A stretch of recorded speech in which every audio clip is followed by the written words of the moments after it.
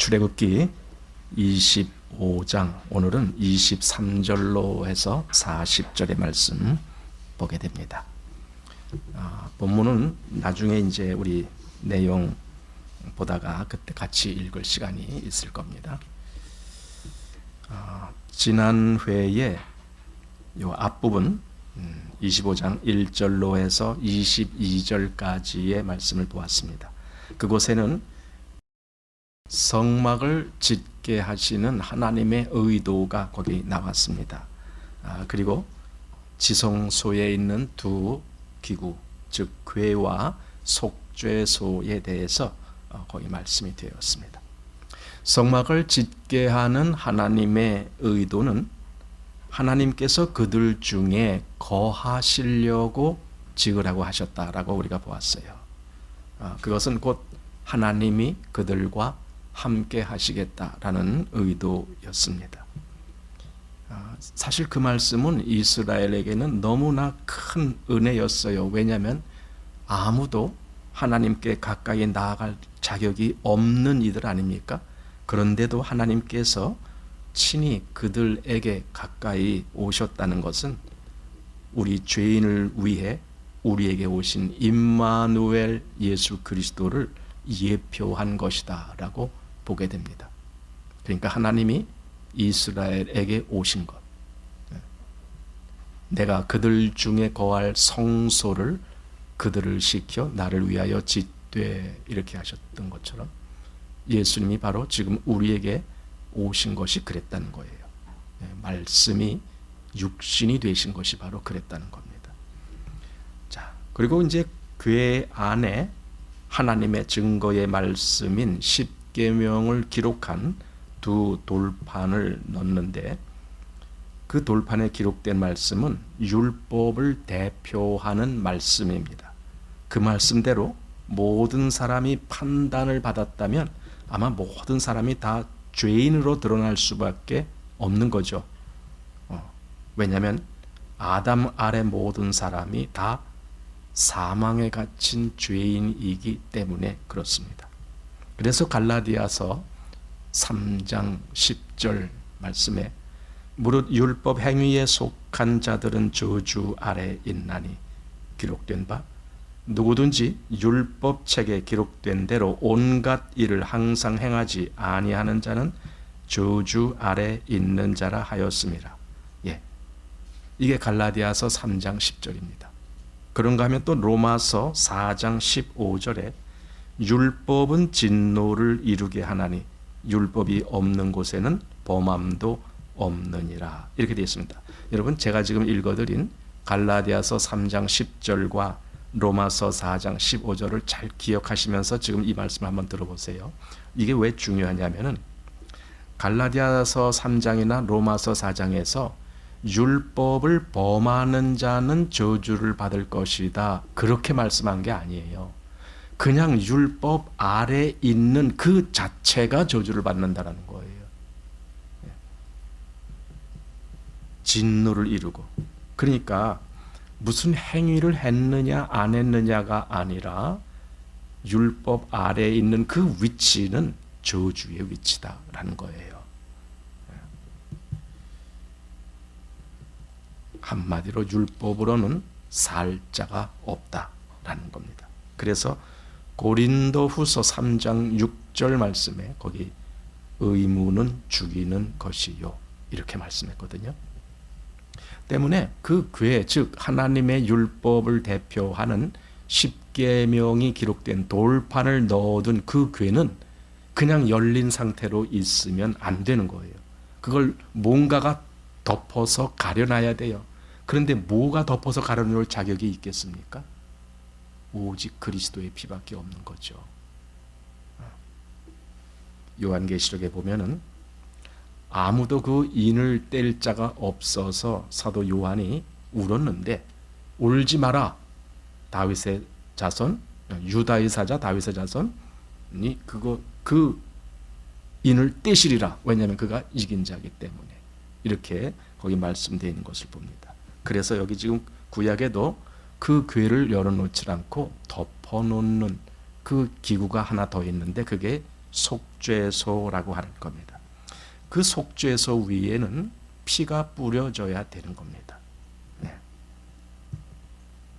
그리고 하나님이 더 놀라운 말씀을 해주셨는데, 내가 그 위에, 즉 그 속죄소 위에서, 그 피 뿌린 속죄소 위에서 내가 너희를 만나겠다, 이렇게 말씀하신 거예요. 여기 25장 22절 말씀이 그랬습니다. 거기서 내가 너와 만나고, 이거예요. 또 출애굽기 30장 6절 말씀에는 그 속죄소는 내가 너와 만날 곳이며, 이렇게 더 분명하게 말씀했습니다.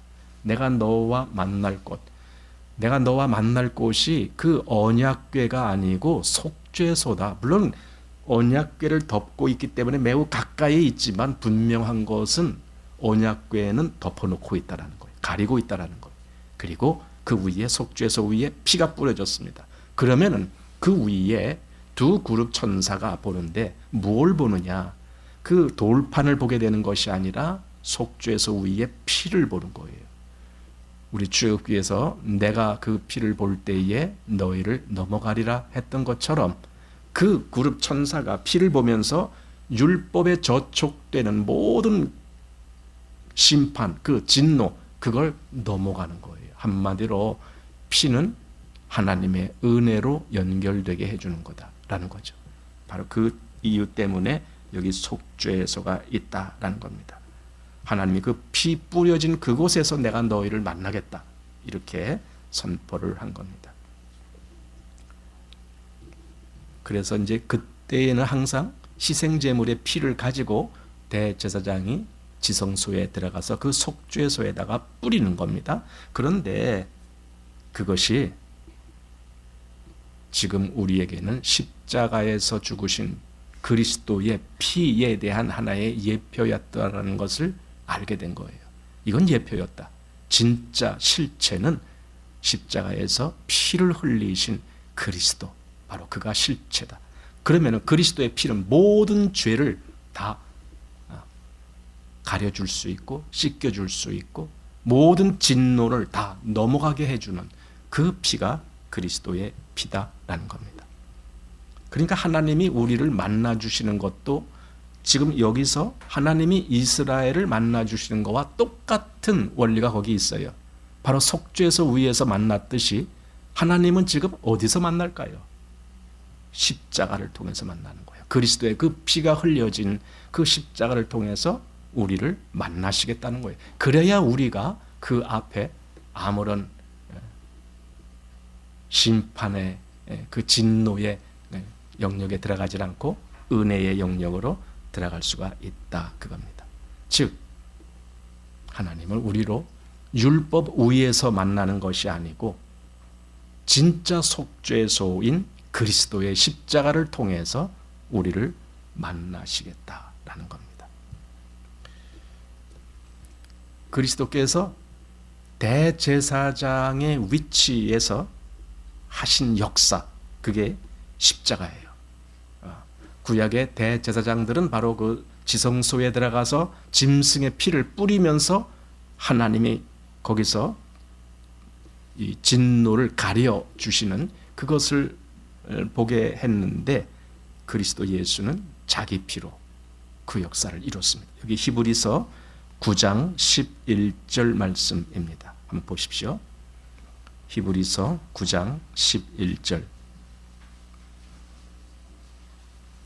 그리스도께서 장래 좋은 일의 대제사장으로 오사 손으로 짓지 아니한 곧 이 창조에 속하지 아니한 더 크고 온전한 장막으로 말미암아 염소와 송아지의 피로 아니하고 오직 자기 피로 영원한 속죄를 이루사 단번에 성소에 들어가셨느니라. 지금 이 히브리서 9장 11절 12절의 말씀이 구약 성경에 나오는 그 성막을 통해서 드려지는 그 모든 제사에 대한 최종 완결판이라고 할 수 있는 거예요. 구약은 하나의 예표와 모형으로 그렇게 보여줬어도 지금 예수님은 완전한 실체로 지금 이 모습을 보여주시고 계신 거예요. 그래서 다시 한번 보십시오. 여기 그리스도는 어떻게 하셨느냐?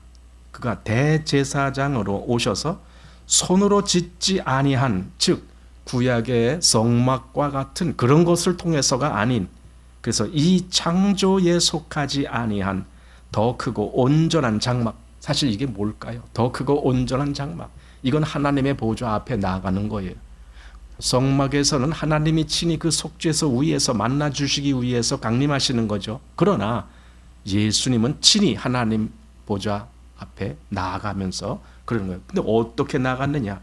12절에 염소와 송아지의 피로 아니하고 오직 자기 피로 영원한 속죄를 이루사. 바로 이것이 이루어졌기 때문에 대제사장의 그 속죄는 하나의 예표였고, 그리고 그것은 일시적인 속죄였습니다. 다음에 또 들어가야 돼. 다음 해에 또 들어가야 되고 계속 반복해야 됩니다. 왜냐하면 일시적인 것이기 때문에. 그러나 그리스도는 영원한 속죄를 이뤘다라고 합니다. 여러분, 이게 믿어져야 돼요. 우리는 이 믿음 때문에 비로소 우리 양심이 평안을 누릴 수가 있어요. 그리스도의 이 속죄는 영원한 속죄다. 단 한 번으로 말미암아 영원한 속죄가 이루어졌다. 어떻게 그럴 수가 있는가? 그게 그리스도의 보혈의 가치예요. 양이나 소나 염소나 그런 피의 가치가 아니고, 그리스도의 가치는 영원한 속죄를 이룰 수 있는 그 능력의 피기 때문에 그 피가 우리를 영원히 속죄해 주시는 그런 의미로 기록된 거예요. 그래서 단번에 성소에 들어가신, 그러니까 단 한 번, 그걸로 끝, 그걸로 완성, 이렇게 되는 겁니다.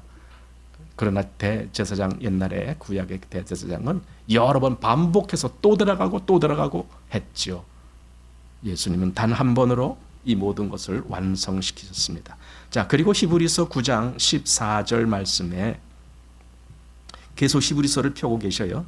거기 14절 말씀에 하물며 영원하신 성령으로 말미암아 흠 없는 자기를 하나님께 드린 그리스도의 피가 어찌 너희 양심으로 죽은 행실에서 깨끗하게 하고 살아계신 하나님을 섬기게 못하겠느냐. 뭐가 우리를 깨끗하게 하고 뭐가 우리로 하나님을 섬기게 해주느냐 했을 때 그리스도의 피, 이렇게 나오는 거예요. 결론이에요. 그리스도의 피가 그렇게 해준다. 구약의 그 짐승의 피를 가지고 속죄소에다 뿌려서 그 피로 말미암아 하나님이 이스라엘을 만나시면서 그들의 모든 죄를 덮어주셨던 것처럼 지금 그리스도의 피가 우리로 하여금 정말 모든 것을 깨끗하게 하고 하나님을 섬길 수 있는 위치까지 인도하신다, 그겁니다. 자, 그리고 22절로 가봅니다. 히브리서 9장 22절. 율법을 조차 거의 모든 물건이 피로써 정결케 되나니 피 흘림이 없은즉 사함이 없느니라, 이렇게 말했습니다. 우린 이걸 살짝 반대편으로 한번 생각을 해보겠습니다. 피 흘림이 없으면 사함이 없다 그랬습니다. 이걸 다시 반대편으로 말하면 피 흘림이 있으면 뭐가 있다는 거예요? 사함이 있다는 거예요. 그러니까 그리스도가 피를 흘리셨잖아요. 그러니까 사함이 반드시 있어야 되는 거예요. 그게 하나님의 원칙이에요. 자, 그래서 히브리서 10장 19절 말씀. 그러므로 형제들아 우리가 예수의 피를 힘입어 성소에 들어갈 담력을 얻었나니. 그렇죠? 구약에는요, 그 짐승의 피를 가지고 대제사장이 대표로 들어갔어요. 아무나 못 들어가요. 대제사장만 홀로 1년에 한 차례 들어갔어요. 그런데 지금 우리는요, 그리스도의 피를 힘입어서 우리가 다, 우리 구약의 대제사장 같은 그런 신분 아니잖아요. 그럼에도 우리가 다 여기 성소에 들어간다. 이 성소는 하늘의 성소예요. 이건 하나님 보좌 앞에 나가는 거예요. 그렇게 된다 이겁니다. 예. 이게 바로 하나님이 말씀하신 그 피는 하나님의 그 죄인을 향한 용서의 뜻을 갖고 계신 것이다라고 우리가 해석이 돼요. 하나님은 정말 죄인을 용서할 마음을 갖고 계셨구나. 그래서 그 피를 뿌리게 했고 그리스도는 그래서 피를 흘리셨구나 이겁니다. 자, 그렇다면 그게 하나님의 뜻이라고요. 피를 흘려서 죄를 용서받게 하시겠다라는 뜻인데 그게 그리스도가 그래서 십자가에서 죽으셨다고요. 그렇다면은 이렇게 생각해 보셔야 돼요. 그럼 그리스도께서 흘린 그 보혈, 그 피에 대해서 그걸 받아들이지 않고 믿지 아니한다라면 그럼 그 사람은 뭔 사람이냐? 하나님의 뜻을 거역하는 사람이에요. 하나님을 무시하는 거거든요, 그게. 그래서 그들에게는 진노가 임하는 거예요. 형벌이 따르다 그 말이죠. 자, 다시 히브리서 10장 29절 말씀 보십시오. 하물며 하나님 아들을 밟고, 바로 이거죠. 그게 거부하는 거예요. 그리스도의 피를 거부한 사람들을 이렇게 표현한 거예요. 하나님의 아들을 밟고 자기를 거룩하게 한 언약의 피를 부정한 것으로 여기고 은혜의 성령을 욕되게 하는 자의 당연히 받을 형벌이 얼마나 더 중하겠느냐 너희는 생각하라. 이렇게 말한 거예요. 그 피를 거부하고 그 피를 믿지 아니하는 자에게 하나님의 진노가 얼마나 크겠느냐. 그 피는 구약 때부터 계속 하나님이 말씀을 통해서 우리에게 보이신 건데, 그리고 신약에 정말 예수께서 친히 그 피를 흘리시고 돌아가셨는데, 근데 그걸 내가 믿지 않는다? 그럼 그에게는 얼마나 큰 형벌이 있을까? 자, 이것이 이제 지난주에 우리가 본 대목을 제가 약간 요약을 했어요. 자, 그리고 오늘은 이제 성소, 지난주는 지성소였는데 오늘은 성소에 있는 두 기구를 이제 보게 되는 겁니다. 자, 지성소에서는요, 하나님을 만나는, 그리고 거기서 하나님이 피로 말미암아 죄에 대한 속죄를 선포하는 그러한 장소였다면, 성소는 좀 달라요, 의미가. 거기서는 죄사함 이런 문제가 나오질 않아요. 피가 거기는 발라지질 않아요. 그럼 성소는 뭐 하는 곳이냐? 거기는 교제하는 곳이에요. 하나님과의 교통이 일어나는 곳이고, 그 하나님으로부터 오는 그 많은 어떤 영향력이 그 안에 있는 이들에게 미치는 이제 그런 것을 성소에서 하는 거예요. 그 성소에 두 가지 기구가 있는데, 하나는 상, 일반적으로 상, 이렇게 상이에요. 상 말 그대로 영어로 테이블 같은 거, 테이블. 근데 그걸 이제 때로는 거기다 떡을 진열해 놓기 때문에 떡상이라고도 말하고, 어떤 때는 진열을 한다 그래서 진설병, 진설병이란 말은 진열해서 베푼 떡이다, 그걸 뜻이잖아요. 그러니까 진설병상 이렇게도 말하는 거예요. 그게 성소의 두 기구를 의미하는 겁니다. 자, 먼저 나오는 이 상, 즉 떡상 또는 진설병상에 대해서 우리가 본문을 한번 읽어볼 겁니다. 오늘 출애굽기 25장 23절 말씀에서 30절 말씀, 여기를 우리 같이 읽겠습니다. 너는 조각목으로 상을 만들되 장이 2규빗, 광이 1규빗, 고가 1규빗 반이 되게 하고 정금으로 싸고 주위에 금테를 두르고 그 사면에 손바닥 넓이만한 턱을 만들고 그 턱 주위에 금으로 테를 만들고 그것을 위하여 금고리 넷을 만들어 네 발 위 네 모퉁이에 달되 턱 곁에 달라. 이는 상멜채를 꿰을 곳이며, 또 조각목으로 그 채를 만들고 금으로 쌓아 상을 이것으로 맬 것이니라. 너는 대접과 숟가락과 병과 붓는 잔을 만들되 정금으로 만들지며 상 위에 진설병을 두어 항상 내 앞에 있게 할지니라. 여기 이제 상, 즉 떡상에 대한 말씀입니다.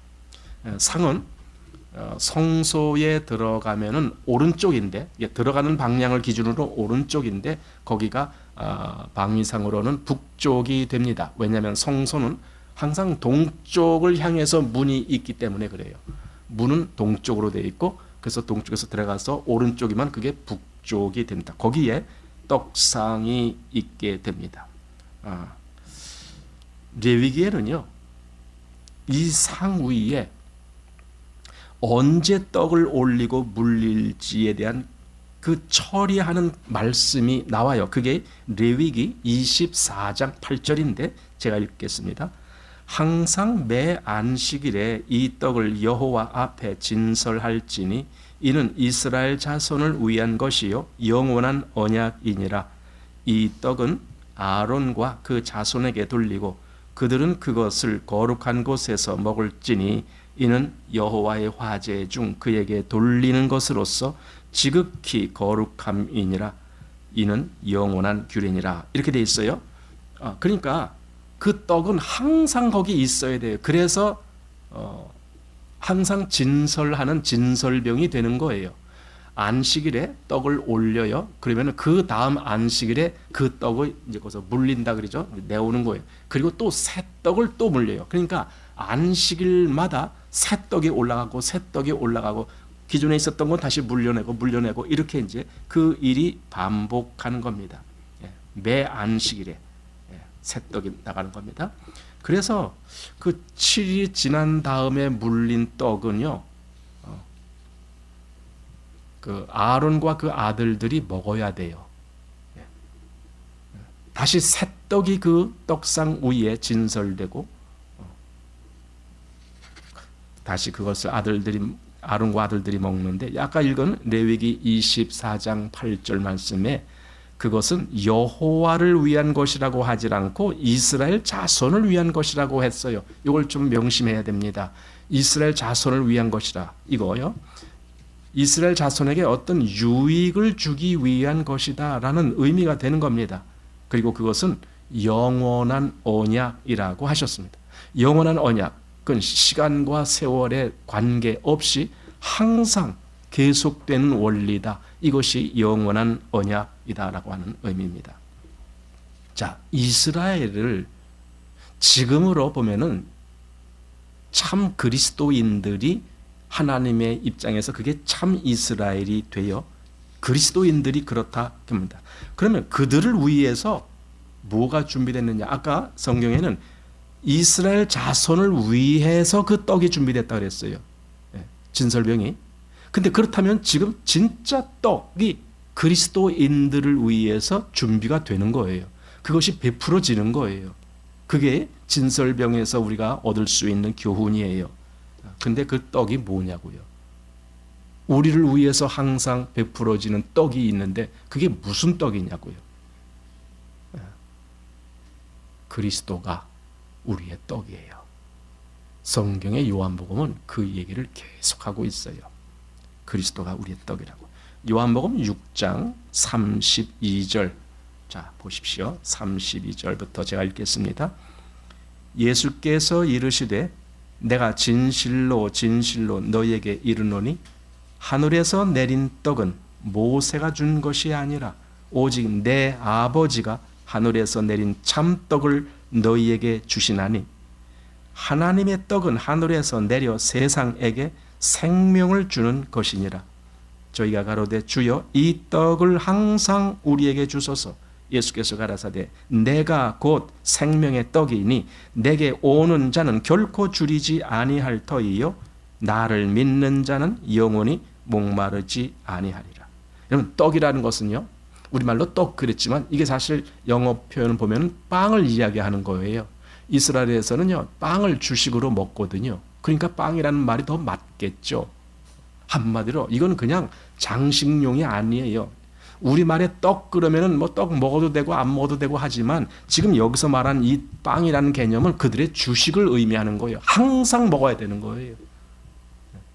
이게 그 말입니다. 그런데 진짜 떡이 뭐냐, 진짜 양식이 뭐냐 했을 때 예수님이 내가 곧 생명의 떡이니 이렇게 말씀하신 거예요. 그러니까 아까 구약에서 상 위에, 그 성소에 있는 떡상 위에 떡이 진설되어 있다는 것은 그리스도가 우리를 위해서 우리에게 오셨다라는 거예요. 우리에게 오셨다.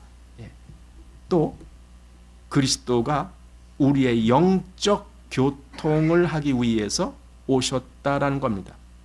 여러분, 그리스도인들은요 날마다 이 생명 양식을 먹어야 되는 거예요. 한 번 먹고 끝이 아니에요. 우리는 그리스도를 날마다 먹어요. 이거 참 중요한 문제입니다. 사람들이 그걸 잘 놓쳐요. 날마다 양식을 먹는다는 걸. 제가 아까 말했죠. 이건 떡이 아니고 주식을, 우리말로 번역하면 차라리 밥이라고 하는 게 더 나을지 몰라요. 밥. 날마다 먹는 밥처럼 예수님이 내가 생명의 떡이다. 내가 생명의 밥이다. 너희들은 날마다 나를 먹어야 된다. 그 말이잖아요. 날마다. 왜냐하면 생명이니까. 그래야 우리가 날마다 생명길을 걸을 수 있으니까. 그겁니다. 근데 떡이 12덩이로 되어 있어요. 보통 이렇게 두 줄로 세워서 6개, 6개 해서 떡이 이렇게 두 줄로 그 떡상 위에 이렇게 올라가는데, 이것은요, 당연히 이스라엘 12지파의 그 수를 따라서 모든 지파에게 그 떡의 의미가 연결되게 하는 거예요. 물론 떡은 그리스도를 의미하고 또 어찌 보면은 이스라엘 12지파를 의미하기도 한다, 이렇게 말할 수 있어요. 그리스도인 누구에게라도 예외가 없이, 빠지는 사람이 없이 다 포함되게 하는 것이 바로 예수님이시기 때문에 그래요. 그러니까 이스라엘도 12지파가 다 거기 포함되게 하셨던 것처럼, 만약에 떡이 11개였다 그러면 그럴 거예요. 아니, 어느 지파가 빠졌어? 이렇게 할 텐데 12덩이가 그 위에 올라간다는 것은 빠진 지파가 없다. 지금 그리스도로 말미암아 모든 그리스도인들이 그리스도로 말미암아 그 생명 양식을 얻는 그 일에 있어서도 빠진 사람이 없는 거예요. 모든 그리스도인은 그리스도로 말미암아 생명을 얻게 되는 거예요. 그래서 결국 하나님께 나아가는 사람들이 빈손으로 돌아오지 않게 되는 겁니다. 여러분, 하나님께 나아가기만 한다면 이스라엘을 위한 그 떡이 그들에게 양식이 되는 것처럼 그리스도로 말미암아 이 충만한 영적 양식을 얻고 우리는 또 돌아가게 되는 거예요. 하나님으로부터. 그래서 이 떡은 모두를 위한 떡이다. 하나님의 백성 모두에게 주어진 떡이다 라는 걸 보게 됩니다. 자, 여기 출애굽기 25장 30절 말씀에 상위에 진설병을 두어 항상 내 앞에 있게 할지니라, 이렇게 말했습니다. 항상 하나님 앞에 있게 하는 거예요. 하나님이 보시는 그 영역 안에 있는 거예요. 항상. 그리고 하나님과 가까이 나간 위치에 있는 거예요. 한마디로 하나님과 교통이 이루어질 만한 그 위치, 그게 내 앞이다 라고 말한 겁니다. 사무엘하 9장 7절 보면은요, 거기 다윗이 요나단의 아들 무비보셋이라는 그 아들을 데려다가 이제 그에게 은혜를 베풀죠. 그때 다윗이 뭐라 그러냐면요, 이 사무엘하 9장 7절인데, 다윗이 가로되 무서워 말라, 내가 반드시 네 아비 요나단을 인하여 네게 은총을 베풀리라. 내가 내 조부 사울의 밭을 다 네게로 도로 주겠고, 그리고 그다음 너는 항상 내 상에서 먹을지니라, 이거예요. 항상 내 상에. 아까 12떡이 어디에 있다고요? 항상 여호와 앞에 있는 것처럼 무비보셋은 항상 다윗이 베푼 상에서 먹는 겁니다. 예, 여러분, 우리도 먹어야 되는 거예요. 하나님이 베풀어 주신 그 떡을, 생명의 떡을 우리도 먹어야 되는 거예요. 항상. 근데 그 위치가 하나님 앞에, 거기서. 한마디로 상은요, 먹는 장소에, 식사하는 위치예요. 그러니까 그 식탁이나 마찬가지예요. 식사하는 위치, 즉 먹는 장소, 그리고 또 한 가지는 그게 바로 교통이 일어나는 장소, 즉 하나님과의 교통이 되는 거예요. 영적 교통은 물론 성도들 간에도 우리는 교제한다 이런 말을 하지만 하나님과도 그 교통이 일어나야 되는 거예요. 자, 그래서 이제 그 떡을 먹는데, 그런데 이제 그 물린 떡, 즉 일주일이 지나면은 또 다음 안식일이 되면 먼저 진설한 떡은 물려요. 그래서 아론과 그 후손이 먹어요. 그것은 그리스도인들이 그리스도를 나누는 그것에 대한 예표예요. 그러니까 그 떡을 버리는 것이 아니라 먹는다고요. 그대로 그걸 받아들인다고요. 하나님께 보였다가, 그러니까 전시했다가 그걸 그대로 받아서 먹는다. 이 교훈, 영적 양식을 취하는 것 같은. 그래서 요한복음 6장 54절에 내 살을 먹고 내 피를 마시는 자는 영생을 가졌고, 내 살을 먹고 내 피를 마시는, 이게 뭡니까? 그리스도를 내가 양식처럼 먹는 거예요. 이게 영적인 의미가 있는 거죠. 거기에 항상 그리스도와 생명 관계가 유지되는 거예요. 내 살을 먹고 내 피를 마시는 자는 영생을 가졌고 마지막 날에 내가 그를 다시 살리리니 내 살은 참된 양식이요 내 피는 참된 음료로다 이거죠. 참된 양식, 참된 음료, 한마디로 생명의 양식, 생명의 음료 그거다. 그리스도로 내 안에 충만하게 되는 것, 그게 영적인 교류의 유익이다라고 하는 겁니다. 자, 그런데 떡은요, 이스라엘을 위해서 그 떡이 있다라고 말씀했어요. 그런데 이스라엘을 위한 식량의 의미하는 측면도 있지만 또 한 측면이 있는데 이스라엘을 대표해서 하나님 앞에 보이는 측면이 있는 거예요. 그래서 내 앞이란 말이 이런 두 가지 의미를 보게 됩니다. 그래서 12덩이가 그 앞에 진설되어 있다면 이스라엘 전체가 하나님 앞에 보이는 그런 의미도 포함하는 겁니다. 그래서 아까 읽은 레위기 24장 8절에 항상 매 안식일에 이 떡을 여호와 앞에 진설할지니, 여호와 앞에 진설, 그 말은 여호와께 보이는 거예요. 하나님 보시옵소서, 여기 떡이 왔습니다. 보이는 거예요. 그렇게 하는 겁니다. 즉 하나님께 드린다라는 개념입니다. 그것이 그대로 신약의 그리스도인들에게도 적용되는 겁니다. 그게 로마서 12장 1절입니다. 거기에 이렇게 되어 있습니다. 그러므로 형제들아 내가 하나님의 모든 자비하심으로 너희를 권하노니 너희 몸을 하나님이 기뻐하시는 거룩한 산 제사로 드리라. 이는 너희의 드릴 영적 예배니라. 예. 너희 몸을 하나님이 기뻐하시는 거룩한 산 제사로 드리라. 아까 떡이 12덩이가 여호와 앞에 거기 진설하는 것처럼 나를 하나님께 보이는 거예요. 그럼 나를 하나님께 드리는 거예요. 그 일이 여기 나오는 겁니다. 너희 몸을 드린다라는 게 뭐겠습니까? 이건 우리의 삶을 이야기하는 거예요. 몸이 움직이는 모든 것, 즉 삶입니다. 내 삶을 나는 하나님께 드립니다. 이런 마음으로 내 삶이 이어지는 거예요. 여러분 그게 쉽겠습니까? 우리가 얼마나 자기 욕심대로 살고 싶어 합니까? 자기가 좋아하는 쪽으로 가고 싶어 합니까? 그게 우리 본성적인 생각 아닙니까? 그러니까 로마서 12장에서 너희는 이 세대를 본받지 말고 그랬잖아요. 그러니까 이 세대는 그렇게 자기중심적으로 살아가는 기준이 있는 거죠. 그러나 나를 하나님께 보여드리기, 거룩한 제사를 드리기 위해서는 이 세상을 쫓아가면 될 수가 없는 거예요. 그래서 마음을 새롭게 하여 변화를 받아야 되는 거예요.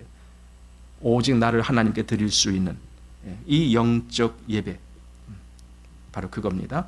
자, 그리스도인은요 바로 그렇게 삶을 하나님께 드리는, 이게 바로 헌신이다라고 말할 수 있습니다. 자, 이제 등대에 대해서 한번 말씀을 볼 겁니다. 우리 출애굽기 25장 31절 말씀, 거기서부터 40절까지 좀 길겠지만 우리가 한번 읽을 겁니다. 31절부터 40절까지입니다. 너는 정금으로 등대를 쳐서 만들되 그 밑판과 줄기와 잔과 꽃받침과 꽃을 한 덩이로 연하게 하고 가지 6을 등대 곁에서 나오게 하되 그 세 가지는 이 편으로 나오고 그 세 가지는 저편으로 나오게 하며 이 편 가지에 살구꽃 형상의 잔 셋과 꽃받침과 꽃이 있게 하고 저편 가지에도 살구꽃 형상의 잔 셋과 꽃받침과 꽃이 있게 하여 등대에서 나온 6가지를 갖게 할지며 등대 줄기에는 살구꽃 형상의 잔 넷과 꽃받침과 꽃이 있게 하고 등대에서 나온 6가지를 위하여 꽃받침이 있게 하되 2가지 아래 한 꽃받침이 있어 줄기와 연하게 하며 또 2가지 아래 한 꽃받침이 있어 줄기와 연하게 하며 또 2가지 아래 한 꽃받침이 있어 줄기와 연하게 하고 그 꽃받침과 가지를 줄기와 연하게 하여 전부를 정금으로 쳐 만들고 등잔 7을 만들어 그 위에 두어 앞을 비추게 하며 그 불집게와 불똥 그릇도 정금으로 만들지니 등대와 이 모든 기구를 정금 1달란트로 만들되 너는 삼가 이 산에서 내게 보인 식양대로 할지니라. 예, 이제 등대, 정금 등대라 그래요. 정금. 보통 정금이라는 것은 순수한 금을 이야기하죠. 뭐 99.9% 이런 거 있잖아요. 순수한 금을 정금, 금을 그렇게 말하는데, 그 성소 안에 바로 이 등대는 왼편, 성소를 들어가면 왼편, 즉 남쪽에 이제 자리하는 겁니다. 근데 그 등대는 전체를 금 1달란트, 1달란트라는 이 덩어리 금을 가지고 그걸 쳐서 만들어요. 여러분 잘 생각해야 돼요. 금을 녹여서 만드는 것을 이제 주조한다 그러잖아요. 주조, 이렇게 녹여서 어떤 틀에다 넣고 이렇게 하는 거, 영어로 몰딩이라고 하는데, 그 주조해서 그렇게 만드는 게 아니에요. 그렇게 만들면 아주 쉽게 될 수가 있어요. 그냥 금 녹여서 이 틀에다가 쑥 붓기만 하면 나오니까. 그런데 이건 그렇게 만드는 것이 아니라 하나하나 다 쳐요. 뭐 망치로 치는 건지 막대기로 치는 건지 하여튼 쳐서 모양을 만들어가는 거예요. 이걸 단조라고 그래요. 그러니까 주조와 단조는 다른 거예요. 이건 단조로 만들어야 된다. 그런데 정금 한 덩어리로 그렇게 만드는 거예요. 생각해 보세요. 금 한 덩어리가 이렇게 둥글게 한 덩어리가 있어요. 그걸 쳐갖고 가운데 그 등대 기둥이 있고 양옆에 3개씩 이렇게 해서 6개 가지를 내는, 이걸 쳐서 만들어요. 이게 도대체 몇 번 망치질을 해야 그게 나올까요? 그 어떻게 세요? 그걸 셀 수 없겠죠. 얼마나 많은 치임이 있어야 그것이 나올지. 예. 총 7개의 등대가 만들어지는 거예요. 그리고 등잔을 그 등대 위에다 이렇게 얹어요. 그 등잔은요, 요만한 접시 같은 거잖아요. 거기에 이제 그 순수한 기름이 있어서 심지가 이렇게 있으면 거기 이제 불이 타서 비추는 거예요. 그 등잔은 위에다 얹혀놓으면 거기 위에 있는 거고, 그걸 이렇게 내리면 또 내려오고, 그러니까 등대는 있지만 그 맨 위에 등잔이 올라가는 겁니다. 이런 구조로 되어 있는 것이 여기 등대입니다. 그게 문제는요, 그 등불이 항상 켜 있어야 되는 거예요. 출애굽기 27장 21절 말씀에 아론과 그 아들들로 회막한 증거궤 앞 휘장 밖에서 저녁부터 아침까지 항상 여호와 앞에 그 등불을 간검하게 하라. 이는 이스라엘 자손의 대대로 영원한 규례니라. 항상 그 등불을 왜 간검하느냐? 잘 타게. 왜냐하면 요 등잔에 기름이 적절하게 있고 심지가 적절하게 있어서 그게 잘 타야 되는데, 어떤 때는요, 이게 기름이 적당하지 않다든가 또는 좀 모자른다든가 그러면은요, 심지가 좀 타기도 하고 그러겠죠. 그러면 끄름이 나기도 하겠죠. 이런 걸 발생하지 않도록 잘 간검하라. 한마디로 빛이 잘 비치도록, 그 7 등잔에서 빛이 잘 비치도록 그걸 항상 아론과 그 아들들은 간검할 책임이 있다라는 겁니다. 다시 레위기 24장으로 가보면은요, 레위기 24장 1절에 여호와께서 모세에게 일러 가라사대 이스라엘 자손에게 명하여 감람을 찧어낸 순결한 기름을 켜기 위하여 내게로 가져오게 하고 끊이지 말고 등잔불을 켤지며 아론은 회막 안 증거궤 장 밖에서 저녁부터 아침까지 여호와 앞에 항상 등잔불을 정리할지니 너희 대대로 지킬 영원한 규례라. 이렇게 말씀했습니다. 이 감람이라는 것이 올리브죠. 우리말로 이제 요즘 감람하는 게 원래는 올리브인데, 그걸 기름을 짜서 거기서 그걸 가지고, 아마 요즘 감람유, 올리브유 보면 종류가 여러 가지입니다. 처음에 그걸 정말 압착해갖고 짠 그거 그 뭐인가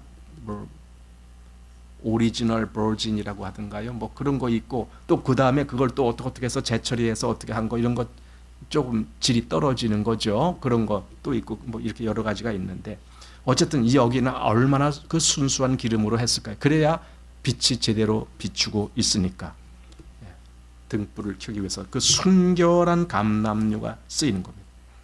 이건 다시 말해서 원래 기름이 어디에 있다라고 할 때 우리는 그걸 성령님으로 많이 해석을 합니다. 그리고 실제로 그렇게 하는 것이 맞을 때가 있고, 여기서도 마찬가지입니다. 그 등불을 켜기 위해서 순결한 감람유를 거기다 부어야만, 그래야 빛이 탄다. 이건 다시 말해서 그리스도의 빛은 성령의 역사로 말미암아 드러나는 거예요. 성령의 역사가 없다면 그건 그리스도의 빛이 아닌 거죠. 그러니까 성령님의 역사가 반드시 있어야 된다는 겁니다.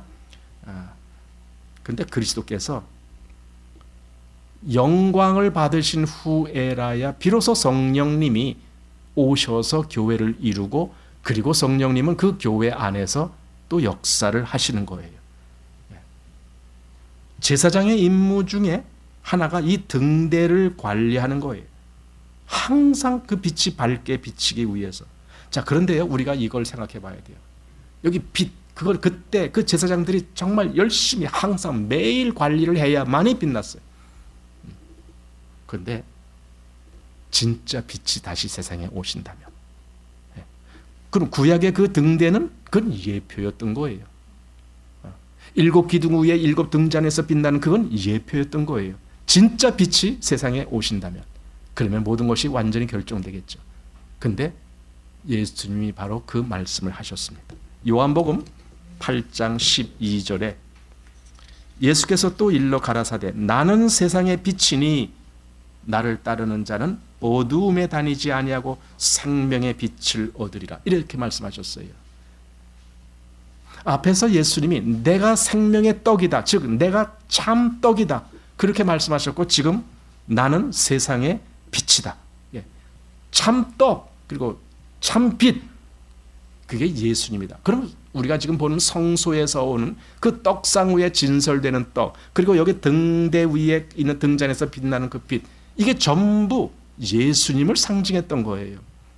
예수님이 이렇게 오셔야 되는구나. 그러니까 진짜 생명을 주는 양식, 그게 진짜 떡이고, 진짜 우리에게 생명의 빛을 비춰주는 불빛 같은 빛, 그게 진짜 빛이고, 그게 바로 예수님이구나. 그럼 구약에 그거 왜 있었나? 다 예표예요. 예표로 그렇게 있었던 겁니다.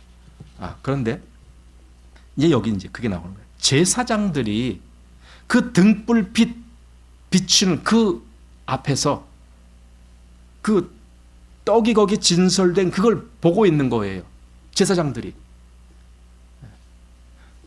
그 빛 앞에 떡상이 거기 베풀려져 있는 그 모습을 보는 거예요. 이게 정말 온전히 하나님의 역사 이끄심에 거기에 완전히 포함되어 있는 그 모습을 보여주는 거예요. 근데 지금 이게 바로 그리스도인들에게 이루어지는 역사죠. 구약에는 그렇게 등불과 떡으로 교제했다면, 지금은 예수님으로 더불어 교제하는 거예요. 그리스도인들은, 여러분, 우리 마음에, 우리 영 안에 그리스도가 항상 우리로 하여금 교제하게 만들어요. 그리스도로 더불어, 우리의 교제는 그리스도 안에서 그리스도로 더불어 하는 교제다라고 사도 요한이 요한일서에서 말씀하고 있어요. 이게 진짜 교제란 말이죠. 그리스도로 더불어 교제하는 것. 자, 그리고 또 등불이 7 기둥으로 되어 있다라고 할 때, 그 7이란, 물론 우리는 7이 완전수라는 것을 알아요. 하나님의 속성을 드러내기 위한 하나의 표시가 7이라는 건데, 그 7인 것은 그리스도께서 7 영을 가지고 계신 것을 의미합니다. 즉 충만하고 완전한 영을 가지고 계신 것이 그리스도시다 라고 우리가 말씀할 수 있어요. 그래서 계시록 3장 1절 4대 교회에 보낸 그 서신에서 이렇게 합니다. 4대 교회의 사자에게 편지하기를 하나님의 7 영과 7 별을 가진 이가 가라사대, 이렇게 말합니다. 7 영과 7 별을 가지신 이 그분. 결국 하나님은 이 등대를 통하여 참 빛이 오실 것을 계시하신 거예요. 그러니까 구약에는 예표죠. 예표, 그리고 모형이죠. 그 성소에는 등대가 그렇게 비치고 있는데 진짜 참 빛이 오실 것을 보여주시려고 구약에 그렇게 하셨다라는 겁니다. 자, 그리고 구약 역사를 이렇게 쭉 흘러가다 보면은 바로 이런 것들이 더 드러나는 대목들이 종종 나오는데, 한번 여기 사무엘상 2장에 보면은 이런 말씀이 있어요. 사무엘상 3장 2절 말씀이거든요. 자, 사무엘상 3장 2절. 엘리의 눈이 점점 어두워가서 잘 보이지 못하는 그때에 그가 자기 처소에 누웠고 하나님의 등불은 아직 꺼지지 아니하였으며 사무엘은 하나님의 궤에 있는 여호와의 전 안에 누웠더니, 여기 3절에 하나님의 등불은 아직 꺼지지 아니하였으며, 이게 뭡니까? 뭔가 지금 꺼져갈 것 같은 위치로 점점 가고 있어. 근데 아직 안 꺼졌어. 이런 말이잖아요. 아직 안 꺼졌다고요. 아마 그 성막에 있었던 그 등불을 이 당시에도 그대로 그걸 유지하면서 지켜갔던 것 같아요. 그때 이스라엘 상당히 어려운 시기였잖아요. 블레셋의 침략도 많이 받고 막 그랬던 시기입니다. 그런데도 하나님의 이 등불은 아직 꺼지지 않고 계속 그 등불이 타오르고 있었다라는 걸 표현하면서 하나님이 뭔가 그들 가운데서 이 빛을 비추고 계셨다. 우리가 보통 암흑 시대라고 말하는 그 시대가 있었는데 그게 사사 시대잖아요. 그러니까 이 뭡니까? 이 사무엘 시대도 일종의 사사 시대예요. 그때 등불이 꺼지지 않았다라고 지금 표현하는 겁니다. 한마디로 하나님의 이 약속이 유효하다. 그게 무슨 약속인데? 모형인 등불을 보이시면서 진짜 빛이 오실 것에 대한 약속이에요. 그게. 그러니까 진짜 빛이 반드시 오실 거다라는 걸 하나님은 이스라엘을 통해서 보여주신 거고, 그 소망이 아직도 있다. 나중에 이제 그 열왕기로 가면은 정말 많은 그 이스라엘과 왕들이 타락한 그 모습들을 보게 되는데, 그 시대에도 이렇게 말씀했습니다. 열왕기하 8장 19절의 말씀인데, 여호와께서 그종 다윗을 위하여 유다 멸하기를 즐겨하지 아니하셨으니 이는 저와 그 자손에게 항상 등불을 주겠다고 허하셨음이더라. 이거예요. 등불을 꺼지지 않게 하겠다. 이거예요. 그게 뭡니까? 이건 사실 물리적인 등불의 문제가 아닙니다. 이스라엘의 성전이 다 회파되고 다 무너졌을 때 그때 등불도 당연히 꺼졌겠죠. 그러나 하나님이 말씀하신 이것은 그런 어떤 물리적인 등불이 문제가 아니고 진짜 약속이 있는 참 빛이 오실 것, 그것은 하나님이 전혀 그것을 깨뜨리지 않고 그대로 유효하게 지키고 계셨다라는 겁니다. 그래서 한마디로 그리스도를 보내주시겠다라는 약속인데, 계시록 1장 4절에 이렇게 되어 있습니다. 요한은 아시아에 있는 7 교회에 편지하노니 이제도 계시고 전에도 계시고 장차 오실 이와 보좌 앞에 7 영과, 이런 말이죠. 보좌 앞에 7 영, 아까 그 등불에 기름이 있는데 그건 일종의, 지금으로 본다면 성령의 빛을 의미하는 거예요. 그 성령, 영이란 말이죠. 근데 지금 여기 보좌 앞에 7 영, 한마디로 그 보좌 앞에 구약식으로 표현하면 등대가 있는 거예요. 7가지 등대가 나온. 또 계시록 5장 6절에 내가 또 보니 보좌에 네 생물과 장로들 사이에 어린 양이 섰는데 일찍 죽임을 당한 것 같더라. 그리고 7 뿔과 7 눈이 있으니 이 눈은 온 땅에 보내심을 입은 하나님의 7 영이더라. 그러니까 그 어린 양에게도 7 영이 함께 역사하고 있는 것을 말씀한 거예요. 그러니까 가만히 보니까 그 등대가 7가지였던 것이 더 여기에 연결이 되는 겁니다. 그래서 이제 구약의 그 제사장들은 이 등불 빛의 비침을 받으면서 하나님 앞에 있는 그 12덩이의 떡, 이스라엘을 대표한 그 떡덩이, 진설된 그것을 보고 있는 거예요. 하나님이 온전히 그 가운데는 그 등불의 빛과 그리고 떡이 그 앞에 존재하는, 그게 다예요. 그게 성소에서. 한마디로 그리스도의 빛과 성령님의 역사, 이 등불이죠. 거기서 그리스도를 우리의 생명의 떡으로 우리가 먹으면서 나눈 교제, 바로 그겁니다. 이렇게 올라간 떡이 이제 그 다음 안식일에 새 떡으로 교체되는 거죠. 그리고 있었던 그 떡은 물리는 거죠. 자, 신약의 성도들이 이게 바로 주님의 빛 안에서 주님이 주시는 영의 양식을 받는 거예요. 왜냐하면요, 신약의 성도들은 다 영적인 제사장들이기 때문에 그래요. 구약의 그 제사장이 성소에서 그 떡상과 그 빛을 늘 관리하고, 그리고 나중에 물린 떡은 제사장들이 거룩한 곳에서 먹어야 되는 거예요. 그걸 먹어야 되는 거예요. 근데 신약의 지금 성도들이 다 영적인 제사장이라니까요. 그러니까 우리는 다 그리스도의 그 성령의 빛 안에 거하면서 거기서 성령의 주시는 그 생명 양식을, 그걸 늘 먹어야 되는 거예요. 그게 성도들이에요. 우리 베드로전서 2장 9절이겠잖아요. 오직 너희는 택하신 족속이요 왕 같은 제사장들이요 거룩한 나라요 그의 소유된 백성이니 이는 너희를 어두운 데서 불러내어 그의 기이한 빛에 들어가게 하신 자의 아름다운 덕을 선전하게 하려 하심이라. 그랬죠. 오직 너희는 왕 같은 제사장들이요. 이거요. 제사장이라고요. 영적 의미에서 제사장이에요. 우리는 전부. 이게 아주 귀한 사실이죠. 자, 이제 끝으로 시편에 하나님과의 이 교통이 얼마나 유익한지 여기 시편 기록에 이렇게 되어 있습니다. 73편을 한번 보십시오. 우리가 잘 아시는 말씀일 겁니다. 73편 2절 3절입니다. 거기 보면은 나는 거의 실족할 뻔하였고 내 걸음이 미끄러질 뻔하였으니 이는 내가 악인의 형통함을 보고 오만한 자를 질시하였음이로다. 이렇게 뭔가 자기가 실족할 뻔했다. 그런데 그 실족에서 벗어날 수 있었던 계기가 딱 주어지는 거예요. 그게 뭡니까? 성소에 들어갈 때.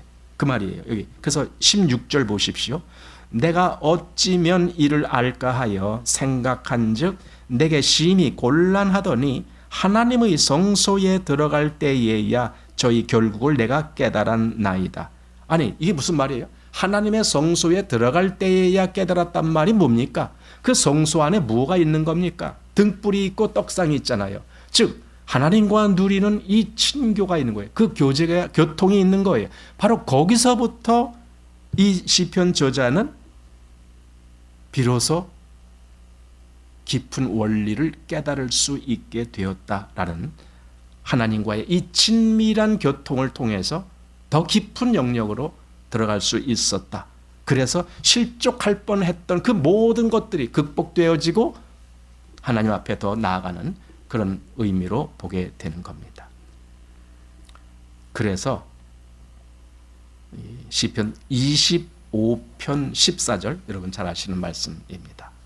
시편 25편 14절에 여호와의 친밀함이 경외하는 자에게 있으며 그 언약을 저희에게 보이시리로다. 여러분, 친밀함이라는 게 나와요. 여러분, 우리는 나의 하나님과 친밀함을 누리고 있나요? 이 친밀함, 뭔가 가까이서 뭔가 이렇게 마음을 서로 통하게 하는, 그게 친밀함 아닙니까? 하나님은 그렇게 되기를 원하시는 거예요. 하나님의 친밀함. 그래서 여호와의 친밀함이 누구에게? 경외하는 자에게 있다. 이렇게 지금 말씀하는 겁니다. 자, 구약의 이스라엘은 하늘에 있는 것들의 모형을 통해서 하나님을 섬기고 만나고 했습니다. 이제 그리스도인들은 더 이상 모형이 아닌 실제를 통해서 하나님을 만나고 섬기고 하는 거예요. 그게 가능해진 거예요. 그러니까 구약의 이스라엘의 위치보다 지금 신약의 성도들의 위치는 훨씬 더 높은 위치에 있는 거예요. 이스라엘은 모형을 통해서 섬겼고 우리는 실체를 통해서 섬기고 있는 거기 때문에 얼마나 놀라운 일입니까? 이게 어떻게 가능해졌느냐? 여기 히브리서 9장 23절 보니까 이렇게 말씀했습니다. 그러므로 하늘에 있는 것들의 모형은 이런 것들로서 정결케 할 필요가 있었으나 하늘에 있는 그것들은 이런 것들보다 더 좋은 제물로 할지니라. 그러니까 모형이었을 때에는 어떤 제물로 했느냐. 그런데 모형이 아니고 실제로 하늘에 있는 그 실체에게는 어떤 제물이라 해야 되느냐. 더 좋은 제물이라 해야 된다. 모형 때에는 짐승의 피가 올려졌지만 진짜에는 예수 그리스도 자신의 피로 그렇게 드려진 것이다 라는 겁니다. 그래서 더 좋은 제물, 바로 그리스도의 몸을 통하여 드려지는 제물. 자, 그리고 에베소서 2장 6절에 이렇게 말했습니다. 또 함께 일으키사 그리스도 예수 안에서 함께 하늘에 앉히시니. 그래서 이게 신약의 성도의 위치입니다. 우리는 구약의 이스라엘의 그 성소 안에서 누리는 그 정도에 머물지 않습니다. 우리는 정말 그리스도 예수 안에서 이미 하늘에 앉혀진 존재가 되었다라는 겁니다. 하늘에 있는 것들이 모형이 아닌 진짜 성소, 하늘에 있는 성소에 우리가 들어갔다 그 말입니다. 그리스도로 말미암아. 그러니까 에베소서 2장 6절 이 말씀을 사람들이 잘 이해를 못해요. 아니 내가 여기 지상에 살고 있는데 내가 무슨 하늘에 안침받았어? 여러분 이게 바로 영적인 의미를 의미하는 거예요. 우리는 하늘에 안침받았어요. 그 영역이 실체인 그리스도로 말미암아 실체인 그리스도가 성소에 완전히 하늘 성소에 들어가셨으니까 우리가 그리스도로 말미암아 그 위치에 간 거예요. 구약의 이스라엘의 성소에서 누린 것보다 훨씬 더 중요한 그 위치로 그리스도인들이 이렇게 그리스도로 말미암아 하나님 안에서 하늘에 안친바된 자들, 그것이 됐다. 이게 영광 아닙니까?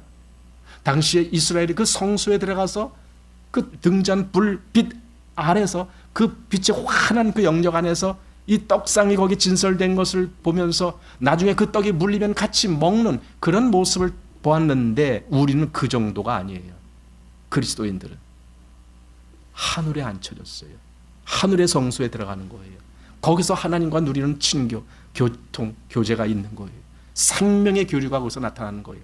그리스도를 그렇게 믿는 이들에게 이 역사는 얼마나 놀랍고 얼마나 영광스러운 역사인가요?